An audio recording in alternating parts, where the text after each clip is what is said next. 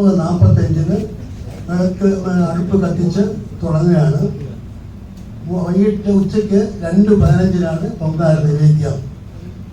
3:10 നട അടച്ചു കഴിഞ്ഞാൽ പിന്നെ 7 മണിക്ക് മാത്രമേ അമ്പലം പിന്നെ ദർശനം കിട്ടുകയുള്ളൂ.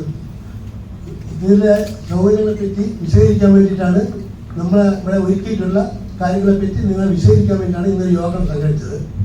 ഞങ്ങളെ ക്ഷണം സ്വീകരിച്ച് ഇവിടെ എത്തിയിട്ടുള്ള എല്ലാവർക്കും ആറ്റുകാൽ ദേവിയുടെ നാമത്തിൽ സ്വാഗതം നൽകിക്കൊള്ളുന്നു.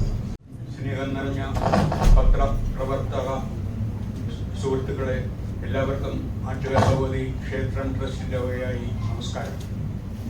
നമുക്ക് ഇവർക്കും അറിയാം, ആറ്റുകാലമ്മയുടെ പൊങ്കാല മഹോത്സവം 23-ാം തീയതി കാപ്പുകെട്ട് ചടങ്ങുകളോടുകൂടി തുടങ്ങിക്കഴിഞ്ഞു. ഇന്ന് 6ാം ഉത്സവ ദിവസമാണ്. ലോകപ്രശസ്തമായ പൊങ്കാല മാർച്ച് 3-ാം തീയതിയാണ്. ഇത്തവണത്തെ പൊങ്കാലയ്ക്ക് വളരെയേറെ പ്രത്യേകതകളും ദൈവികമായിട്ടുള്ള പല അനുഗ്രഹങ്ങളും കിട്ടത്തക്കവണ്ണമുള്ള ഒരു സന്ദർഭത്തിലാണ്. ചന്ദ്രഗ്രഹണ സമയത്താണ് നടക്കുന്നത്. ചന്ദ്രഗ്രഹണം ആയതുകൊണ്ട് നേരത്തെ പറഞ്ഞ പോലെ പൊങ്കാല 9:45 പണ്ടാരി അടുപ്പിൽ തീ പകരുകയും ആ തീ ഭക്തജനങ്ങൾക്ക് നൽകുകയും ചെയ്യുന്നതാണ്. അതിനുശേഷമാണ് 2:15 നിവേദ്യം നടത്തുന്നത്.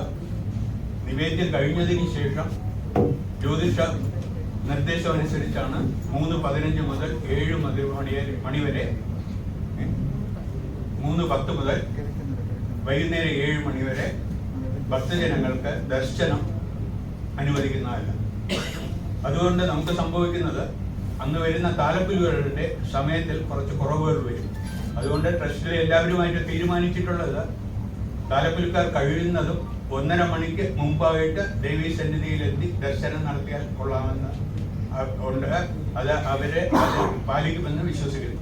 അപ്പം പത്രപ്രവർത്തക മീഡിയത്തിൽ കൂടെ നമുക്ക് ഹൈലൈറ്റ് ചെയ്യേണ്ട കാര്യം, ഒന്ന്, ചന്ദ്രഗ്രഹണ സമയത്ത് ദർശനം നടക്കത്തില്ല എന്നുള്ളതും, രണ്ടാമത് താലപ്പൊലിക്കാർ കഴിയുന്നത് നേരത്തെ വന്ന് ദർശനം നടത്തി ആർക്കും ഒരു മാനസികമായിട്ടുള്ള പ്രയാസം വരാതെ പോകുക എന്നുള്ളതുമാണ്. അപ്പൊ ഇതിന്റെ ഉത്സവത്തിന്റെ ക്രമീകരണങ്ങൾ ഒരു 3-4 മാസം മുമ്പേ തുടങ്ങി. ഇവിടെയുള്ള സുഹൃത്തുക്കളെല്ലാവരും കൂടെ തന്നെ, എല്ലാം നമ്മുടെ സഹപ്രവർത്തകര് പല ഗ്രൂപ്പുകളായി തിരിഞ്ഞ് 9 ഗ്രൂപ്പുകളായി തിരിഞ്ഞ് പല രീതിയിലുള്ള പ്രവർത്തനങ്ങൾ വളരെ നല്ല രീതിയിൽ കംപ്ലീറ്റ് ചെയ്ത് കൊണ്ടുപോവുകയാണ്. സർക്കാരിന്റെ നിർദ്ദേശങ്ങളും സഹകരണങ്ങളും എല്ലാം കിട്ടിയിട്ടുണ്ട്. അപ്പൊ ആ സുഹൃത്തുക്കൾ അവരുടെ ആ രീതിയിലുള്ള പ്രത്യേകതകൾ എല്ലാം പറയുന്നതാണ്. ഇവിടെ എത്തിച്ചേർന്ന എല്ലാവർക്കും വളരെയേറെ ഹൃദയം നിറഞ്ഞ നമസ്കാരം. ട്രസ്റ്റിന് വേണ്ടി നമസ്കാരം. സൂചിപ്പിച്ചതുപോലെ ഉത്സവ കമ്മിറ്റി രൂപീകരിച്ച് അതിന്റെ കീഴിൽ വിവിധ സബ് കമ്മിറ്റികൾ ഫോം ചെയ്തിട്ടാണ് നമ്മുടെ എല്ലാ പ്രവർത്തനവും നടത്തിക്കൊണ്ടു പോകുന്നത്. 9 കമ്മിറ്റികളാണ് നമ്മൾ ഇതിനായിട്ട് രൂപീകരിക്കുന്നത്. അക്കോമഡേഷൻ, കുത്തിയോട്ടം, മെസ്സ്,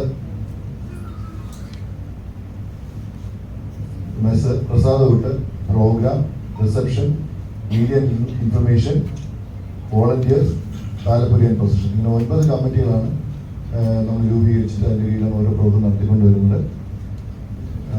എല്ലാവിധ പ്രവർത്തനങ്ങളും കഴിഞ്ഞു. നമ്മളിപ്പോൾ പൊങ്കാല എന്ന് പറയുന്ന ചടങ്ങിലേക്ക് ഉള്ള അവസാനഘട്ട ക്രമീകരണങ്ങൾ ഒരുക്കുന്നതിൻ്റെ തിരക്കിലാണ്. നമ്മൾ ഇതിനു വേണ്ടിയിട്ട് വിവിധ യോഗങ്ങൾ കൂടുകയും അതിനുവേണ്ടി എല്ലാ നടപടികളും സ്വീകരിക്കുകയും ചെയ്തിട്ടുണ്ട്. സർക്കാർ തലത്തിലുള്ള ഏജൻസികളുടെയും സ്ഥാപനങ്ങളുടെയും ഒക്കെ പ്രവർത്തനങ്ങൾ ഏകോപിപ്പിക്കുന്നതിന് വേണ്ടിയിട്ട്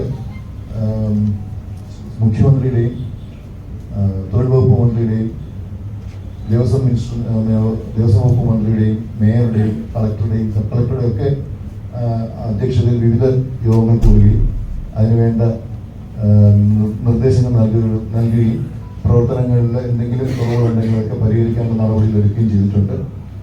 ഏകദേശം 5000-ന് മുകളിൽ പോലീസ് അന്ന് ഡ്യൂട്ടിക്ക് വരുമെന്നാണ് അറിയാൻ കഴിഞ്ഞത്.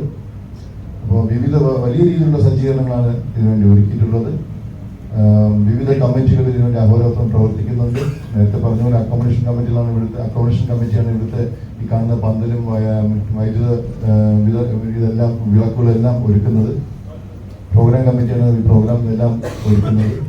മെസ് കമ്മിറ്റിയാണ് ഇവരുടെ ജീവനക്കാർക്കും സർക്കാർ പ്രതിനിധികൾക്കും അങ്ങനെയുള്ളവർക്കെല്ലാം ഉള്ള ആഹാരം നൽകുന്നത്. പ്രസാദ് ഊട്ട് കമ്മിറ്റി 2 മണ്ഡപങ്ങളിലായിട്ട് രാവിലെ മുതൽ 10 മുതൽ ഏകദേശം 2-3 മണി വരെ തുടർച്ചയായിട്ട് ആഹാരം ഭക്തജനങ്ങൾക്ക് പ്രസാദം എന്ന നിലയിൽ ആഹാരം നൽകി വരുന്നു. 2 മണ്ഡപങ്ങളായിരുന്നു ഒരേ സമയത്ത് നടക്കുകയാണ്. പിന്നെ റിസപ്ഷൻ കമ്മിറ്റിയാണ് ക്ഷേത്രത്തിനകത്തുള്ള ഭക്തജനങ്ങളുടെ തൊഴാനുള്ള സൗകര്യം മറ്റും ഒരുക്കുന്നത് റിസപ്ഷൻ കമ്മിറ്റിയാണ്. താലപ്പൊലിയും പ്രൊസഷൻ കമ്മിറ്റിയാണ് താലപ്പൊലിയുടെയും എഴുന്നള്ളത്തിന്റെയും ബാക്കി കാര്യങ്ങളൊക്കെ ചെയ്യുന്നത്. വോളണ്ടിയേഴ്സ് കമ്മിറ്റിയാണ് ബാക്കി പാസ് ബോഡ്ജൊക്കെ വിതരണത്തിന്റെ മേൽനോട്ടം വഹിക്കുന്നത്. റെഡിയായിട്ടുണ്ട്.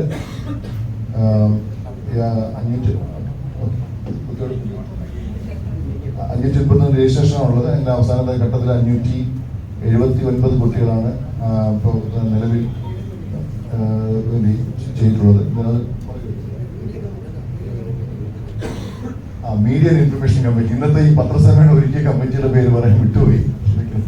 പത്രസമ്മേളനം ബാക്കി മീഡിയ എല്ലാം കോർഡിനേറ്റ് ചെയ്യുന്നതും ബാക്കി സന്ദേശങ്ങളും ദൃശ്യമാധ്യമങ്ങൾ വഴി വിതരണം എത്തിക്കുന്നതെല്ലാം മീഡിയ ആൻഡ് ഇൻഫർമേഷൻ കമ്മിറ്റിയുടെ ചുമതലയാണ്. പോരാഞ്ഞിട്ട് ഇവിടെ ഇൻഫർമേഷൻ സെന്റർ ഒരുക്കിയിട്ടുണ്ട്.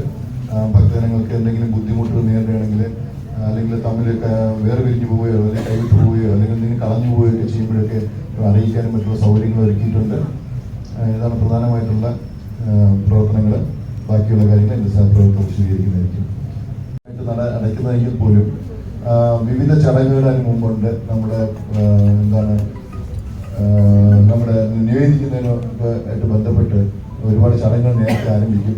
ഏകദേശം 1.5 മണി തൊട്ട് തന്നെ ആൾമോസ്റ്റ് ദർശനം പരിമിതപ്പെടുത്തേണ്ടി വരും, നിയന്ത്രിക്കേണ്ടി വരും. 1.5 മണിക്ക് ശേഷം ദർശനം ബുദ്ധിമുട്ടായിരിക്കും. പിന്നെ 7 മണിക്ക് നട തുറന്നാൽ പോലും അത് കഴിഞ്ഞ് അടുത്ത ചൂരൽകുത്ത് അങ്ങനെയൊക്കെയുള്ള ചടങ്ങിലേക്ക് കയറും.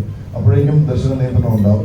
ഫലത്തിൽ ശേഷം 1.5 മണി കഴിഞ്ഞാൽ ദർശനം വളരെ പരിമിതപ്പെട്ടുള്ള രീതിയിലായിരിക്കും നടക്കുക എന്നാണ് ഇപ്പോഴത്തെ നിലയിൽ മനസ്സിലാവുന്നത്. അതുകൊണ്ട് എല്ലാവരും 1.5 മണിക്ക് മുമ്പ് തന്നെ ക്ഷേത്ര ദർശനം പൂർത്തിയാക്കേണ്ട ഒരു സാഹചര്യമാണ് പൊങ്കാല ദിവസം. നിർദ്ദേശം അനുസരിച്ചാണ് പൊയ്ക്കൊണ്ടിരിക്കുന്നത്. എന്തെങ്കിലും വ്യത്യാസങ്ങൾ വരികയാണെങ്കിൽ സമയാസമയങ്ങളെ മാറ്റാമെന്നുള്ള വിശ്വാസത്തിലാണ് നമ്മൾ എല്ലാവരും. 24 മണിക്കൂർ ഇവിടെ തന്നെ ഉണ്ട്. ഏകദേശം എല്ലാം ആയിട്ടുണ്ട്. നടത്താൻ ഉദ്ദേശിക്കുന്ന കാര്യങ്ങളെല്ലാം നടന്നുകൊണ്ടിരിക്കുകയാണ്. അല്ലെങ്കിൽ അതിന്റെ വിവിധ ഘട്ടങ്ങളിലാണ്. ചില 1-2 കാര്യങ്ങൾ ഇപ്പം ആനയെഴുന്നതിന്റെ ഒക്കെ ലാസ്റ്റ് അത് ഇങ്ങനെയാണ് അതിന്റെ രീതി. അപ്പൊ 8 വർഷത്തിലൊക്കെയാണ് അതിന്റെ ക്ലിയറൻസ് വരുന്നത്. പിന്നെ നമ്മുടെ ഇതിന്റെ ഒരു പുഷ്പവൃഷ്ടി ഈ വർഷം ചെറിയൊരു ഒരു സംശയത്തിൽ നിൽക്കുന്നുണ്ട്. എങ്കിലും അതിന്റെ ഒരു പക്ഷേ ശരിയായി വരുന്നതാണ്. ഇപ്പം സെൻട്രലിൽ നിന്നുള്ള ഒരു അംഗീകാരം കിട്ടാനുണ്ട്. വിമാനത്തിന് പറക്കാനുള്ള അല്ലെങ്കിൽ ഇങ്ങനെ ഫ്ലോർ ഡ്രോപ്പിങ്ങിനുള്ള അനുമതി കിട്ടാനുണ്ട്. ഇവിടെ നിന്ന് ബാക്കിയെല്ലാം ക്ലിയറൻസ് കിട്ടിയിട്ടുണ്ട്. അപ്പം ഫൈനൽ അനുമതി അവിടെ നിന്ന് വരാൻ വേണ്ടിയിട്ട് വെയിറ്റ് ചെയ്യുന്നുണ്ട്. അത് വന്നാലേ ഈ പ്രാവശ്യം നടക്കുകയുള്ളൂ. 10 കാര്യത്തിൽ മാത്രമേ സംശയമുള്ളൂ. ബാക്കിയെല്ലാം തന്നെയും ഇറങ്ങിയിട്ടുണ്ട്.